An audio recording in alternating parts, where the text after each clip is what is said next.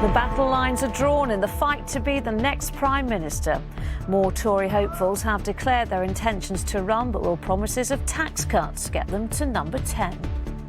Well, tonight, one candidate, the Chancellor, claims he's the victim of smears over his tax affairs and finances. Also ahead.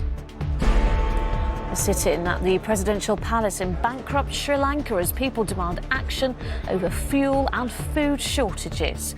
Plus...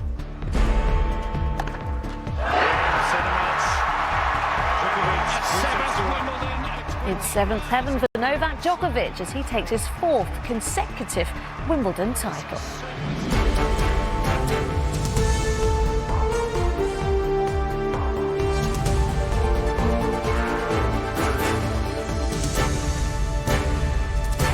This is ITV News with Lucrezia Millarini. Good evening. The Conservative Party leadership contest and, crucially, who will become our new Prime Minister is becoming a rather crowded race. So far, there are 10 candidates. Tonight, Foreign Secretary Liz Truss joined those hoping to win over Tory MPs and win their votes. And it is tax cuts and the promise of them, which is, at least for now, uniting most of those who want to be PM. Our political reporter Shihab Khan on the taxing issue and the contest. It was his resignation that was the start of the end for Boris Johnson. Sajid Javid, the former Health Secretary, is now officially in the running to replace him as Prime Minister. Mr Javid, are you selling a low-tax fairy tale? In his attempt to win support, he has pledged to reverse the increase in national insurance and cut a range of taxes, but hasn't yet provided all of the details. I will be setting out in the next few days a scorecard which will show exactly how all of that will be funded in a sustainable way. So I don't believe in unfunded tax cuts here. This is a funded proposal. This isn't a risk-free way. Whatever you decide on economic policy has risk, whichever way you go. But I think the much greater risk is not having the tax cuts. He's not the only former Health Secretary to throw his hat into the ring. Jeremy Hunt, who ran last time, has also pledged to cut taxes. You came second the last time round. What's going to be different this time? I think the leadership campaign last time was very focused on Brexit because it hadn't happened. Now it has. People are going to say, well, who has got the experience and the vision to make a success of Brexit? And that, I think, is the leadership that I offer. I'm someone who has a business background and I want to bring our corporation tax down to 15%, which is the lowest possible level. Rishi Sunak, the former Chancellor, is at the moment the only candidate to play down tax cuts. And this expert says that if any candidate is pledging to cut taxes, this will need to be paid for in some way. If you cut taxes and you don't cut spending, then borrowing will rise. I mean, that is a straightforward piece of arithmetic. That's clearly true in the short run. If you're talking about cutting taxes, then you really do need to say what it is on the spending side that you're going to cut back on relative to current plans. The others who have so far entered the race beyond the three already mentioned are Suella Braverman, Tom Tugendhat, Kemi Badenoch, Nadeem Zahawi, Grant Shapps and Penny Mordaunt.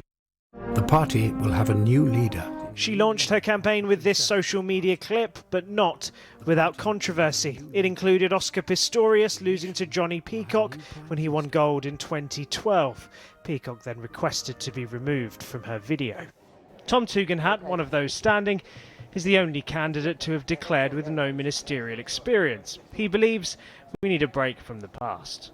Look, I want a return to service. I want the government to return to serving to the British people. I want the Conservative Party to return to doing what it does absolutely best, which is representing the British people. But in order to get there, you're right, we do need a clean start. And if we don't get it, we're going to be going around these circles. Now, we can do better than that. 10 candidates have already entered the race and more could quite easily follow next week in what is a wide open contest.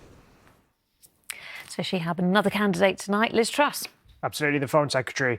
This doesn't come as a huge surprise. There's been a lot of talk in the last few days or so about when Liz Truss was going to throw her hat into the ring. She's very popular among Tory party members and for many is one of the front runners here. She already is talking about tax cuts. You've just heard in that report how nearly all the candidates are talking about that, other than Rishi Sunak. Liz Truss is another one talking about reversing that national insurance rise, talking about tax cuts from day one. This is one of the big issues. Having spoken to a number of the candidates, they were naming her as a potential front-runner from the very beginning, so it's going to be interesting to see how that develops and where she finds herself in terms of getting support from her colleagues, which will be the challenge for her. And this campaign really only just beginning, isn't it? But already claims of smear tactics. Absolutely. So Nadeem Zahawi, the current Chancellor, there's been some reporting about whether he has been under investigation for his taxes by HMRC and the NCA, which is the National Crime Authority. He has been saying that he's not aware of it. He's come out, said it's a smear. He's also said that he's willing to publish his tax returns in full if he becomes Prime Minister. Now, those tax returns could end up being quite an interesting part of this debate moving forward, because Sajid Javid, former Chancellor, former Health Secretary, the person who resigned that started this whole thing, he today was asked about his tax returns. He said he would publish his if he goes down to the final two. There could be some pressure that's put on the former Chancellor, Rishi Sunak, after all those reports about his wife's tax status, and there could be pressure for all the candidates to do the same. There's a lot to talk about taxes when it comes to us, when it comes to businesses, but the pressure at the moment seems to be the taxes on the actual candidates, and it'll be interesting to see how that develops moving forward. It certainly will. Shihab, thank you. Next tonight, protesters remain holed up in Sri Lanka's presidential palace, a rare symbol of opulence and wealth in a country which is now bankrupt. Both the President and the Prime Minister have resigned. Their government has run out of money to pay for food and fuel and other everyday essentials. Well, the first to go under in the global cost of living crisis. Vincent McAviney has our report. On red carpets more used to welcoming the polished shoes of world leaders, the people of Sri Lanka tour their newly reclaimed presidential palace, posing for selfies on the resigned president's bed, playing a tune of revolution on his piano. This is what happened when decisions in gilded rooms lead a country to bankruptcy and hunger. For months, Sri Lankans have borne the brunt of an economic crisis with chronic food and fuel shortages and rocketing prices. This weekend, anti-government protests proved unstoppable. This is public property. That's our tax money. When the people in the country have nothing, it's not fair for one person to benefit all these things. Sri Lanka's tourism and import-based economy was first devastated by the pandemic and now by the effects of the war in Ukraine, thousands of miles away. But Sri Lankans blame their leaders too. President Gotabaya Rajapaksa will officially step down on Wednesday, the last serving member of a political dynasty that's dominated the country for 2 decades. He's accused of corruption and mismanagement by opponents. Future, we have to be brave and intelligent, because we are the people who elected these people into the parliament. The burnt-out shell of the Prime Minister's home, further evidence of the anger born of desperation after inflation topped 50%, threatening millions with a humanitarian crisis. The voices of those calling for calm are getting drowned out. If there is lawlessness and if there is no coming together amongst the political groups, there is no way an outside, the international community can come in and help this country. In order to restore order in these halls of state, a new cross-party unity government will have to first secure a £2.5 billion emergency loan from the International Monetary Fund. But whilst the money might be on the way in days, those in the growing breadlines know it will take far longer to escape the economic disaster wrought on their island nation. Vincent McAviney, ITV News. To Ukraine, where at least 15 people have died after missiles struck an apartment block in the eastern Donetsk region. Ukrainian officials say it was a Russian attack. Rescue teams working with heavy machinery have pulled several people out of the rubble alive. And at least 15 people have been killed in a shooting at a bar in the South African town of Soweto. Police say a number of gunmen entered the venue and started firing randomly at a group of young people before fleeing. Their identities or motive are unknown. On to sports, and Formula One says it will investigate reports of discriminatory behaviour by fans at this weekend's Austrian Grand Prix, which was won today by Charles Leclerc. Lewis Hamilton was among the drivers to condemn reports of sexist and racist behaviour by fans in the grandstands following his crash in Friday's practice session, which was also cheered by some spectators. Well, the heatwave scorched centre court today for the men's final at Wimbledon. In the end, it was Novak Djokovic who was too hot to handle. He beat Australian Nick Kyrgios 3-1 to win his 7th Wimbledon crown. Tempers flared in the match. Kyrgios lost his cool a number of times, as Chloe Keedy reports from Wimbledon. It's the 7th time Novak Djokovic has lifted this trophy, this latest Wimbledon victory taking his Grand Slam tally to an impressive 21. To do that, today he had to get past Nick Kyrgios, who was all smiles ahead of the match. But the Australian has become known during this tournament for his outbursts, and as he played in his first ever Grand Slam final, he once again provided plenty of drama. Djokovic refusing to go away in these service games. It was in the third set that things began to unravel for Kyrgios. And with a young Prince George watching on, he began to blame others. The umpire. It shouldn't be coming down to your opinion. A woman in the crowd. The one that looks like she's had about 700 drinks, bro.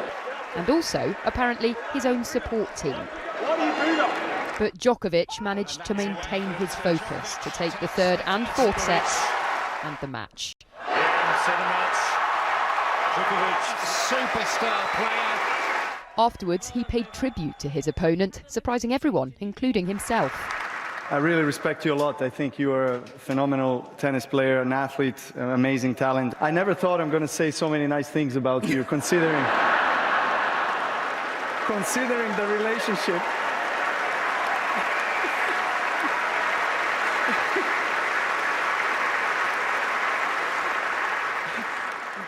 Okay, it's officially a bromance. All right. We were, of course, all hoping that Britain's Cam Norrie would be out there on centre court today. But he did make it as far as the semi-finals in what has been a terrific tournament for British tennis.